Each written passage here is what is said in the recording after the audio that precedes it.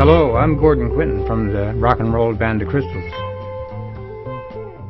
The basis of the original group was myself and Noel Facey and Angus Noseworthy and Peter Eddy. We were a four-piece band. We figured we'd keep the thing going, and we picked a name called The Crystals, and we spelled the name with a K, because I think there was a female group in the States called The Crystals at the time, or sometime earlier, and we wanted a different name.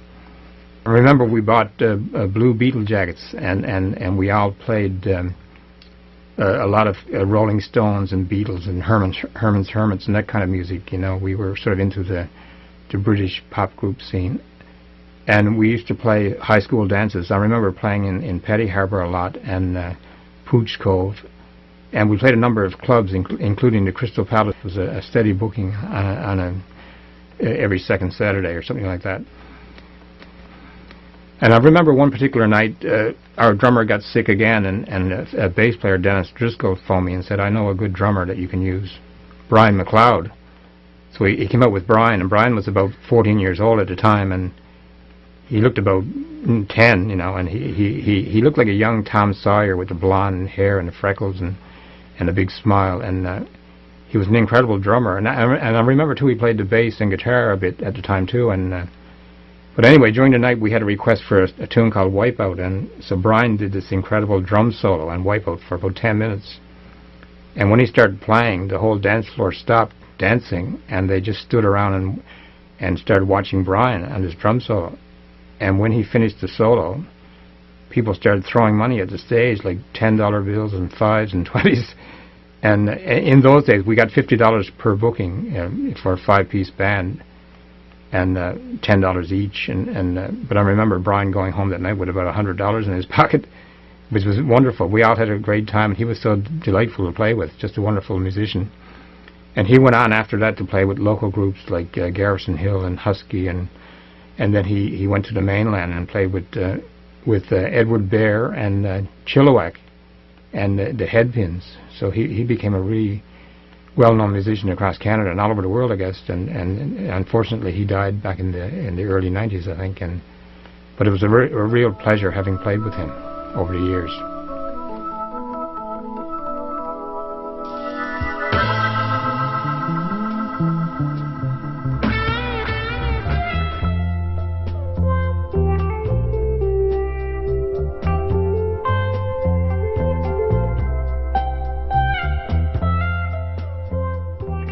My name is Wayne Smith, and I'm one of the original 4 Deltones. One of the more memorable times, we've had several, but one that comes to mind is back in 1962-63, the A&W on Kenmount Road was, to say the least, the place to go, to meet people, to plan your nights, to plan your dates, your romances and everything. And for whatever reason, A&W asked us to play on the roof of their restaurant, the drive-in.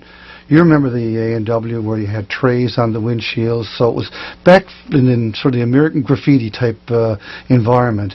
We had a ball there because we played on top of the roof. All our friends came and drove around the restaurant as we played. It was a great chance to meet new people, and of course everybody remembered us for what we did. We played on the top of the A&W restaurant. It was the first time anything like that ever happened in St. John's.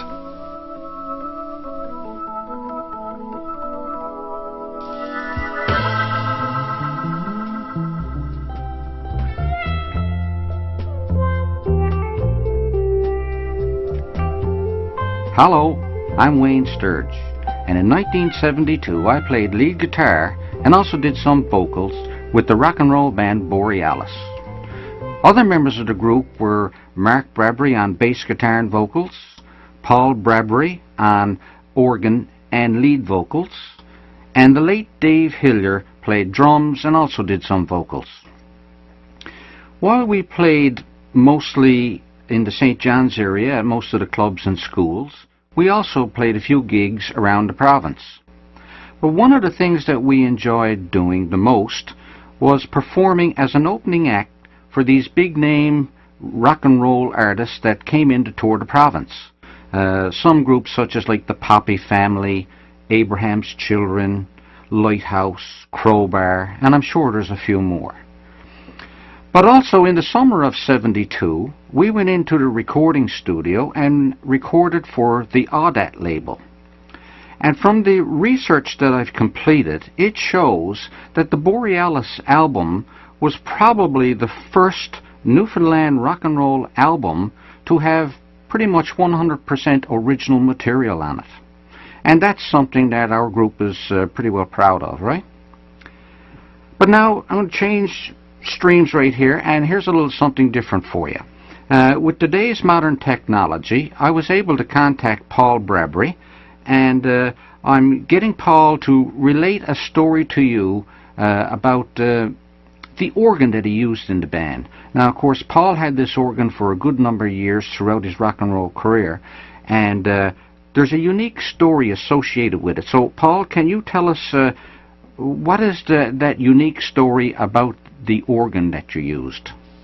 Got to the point where it was a big and unwieldy thing, as a living room model, floor model, with the pedals and this guy, you know, the bass pedals on the floor. And I had this brainstorm looking at the back of it, that where it might be able to get cut in half. But as I say that, I'm thinking this way, but when I went in to mention it to poor Mr. Collis, God rest his soul, he, of course, immediately thought this way, and you know, he went white to think that I wanted to cut up his organ. And I said, no, not that way, this way, under the oscillators, you see.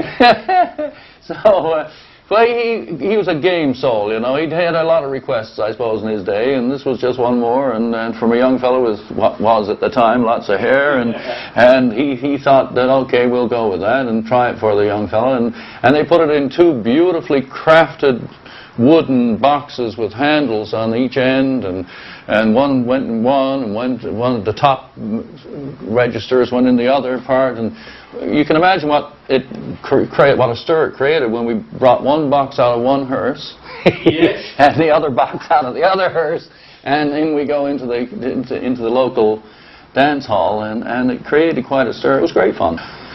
Now, I noticed, Paul, in the last part of that story, you mentioned a hearse. Are we actually talking about an actual funeral hearse? It was kind of like a black ambulance that I guess doubled if the guy didn't make it all the way. I guess they just put up the funeral flag. Anyway, it turned out to be quite handy for bringing musical gear around, and not only that, but creating a bit of a reputation, as you can imagine. And by the time I got with the Deltones, we did that for a little while, and then they got themselves a '56 Pontiac hearse, and we created quite a stir when we go around the bay, as you can imagine.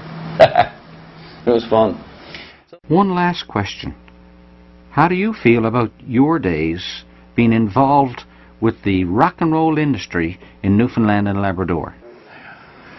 It was great to be a part of it, and I don't think anything like that could have happened anywhere else. It's to see all the photos of all my old buddies. You're kind of amazed. It's amazing how many people were involved, and how such a microcosm was so prolific. Oh my God! Did I say that? I don't know. Run that back.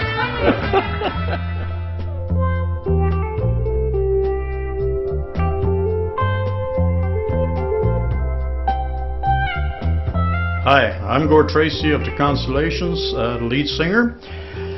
Back in those days, there were three guys: Billy Tizard, Harold Baker, and Don Baker. And of course, Don had his own unique thing. He was a writer. We produced at that time 2 LPs, a 45 and an 8-track. That went over very well. But before I get on with the Constellations group, I'm going to go back to 1962. Well, my first group was called the Del Rays, and in the Del Rays we were doing raw material from the radio stations that are local here. We did a lot of rock and roll by Rick Nelson, Fats Domino, and Chuck Berry and the whole works. We became very popular over doing rock and roll. A lot of people back then did a lot of jive, and they liked to have the real fast music. Then a few years after that, I ended up into a group called the Viscounts. Now the Viscounts probably is where I really got to start with the Presley, because as you know, with the Del Rays I wasn't doing much on the Elvis scene. But one weekend at Barry's, when this girl came up to me and said, can you do Jailhouse Rock? And I said, no, but I'll tell you what I'll do. We're down next weekend. I'll have the song for you then. So we came down following weekend, and we did do the song Jailhouse Rock. And this is how I got started off, with doing all variations of different Elvis songs. And today, that's probably the reason why they call me Newfoundland Elvis. And that brings us to the 21st century with the legendary Ducats, where we perform the Elvis Presley concert. Hope you catch our show down the road. But I'd like to go back to the early 60s when I played with the Viscounts, and that young girl that came up to me and said, "Can you do Jailhouse Rock?" And I said, "Well, we'll try to get it off. Lady, I'm some glad you didn't ask me to do Frankie Avalon." Thank you. Thank you very much.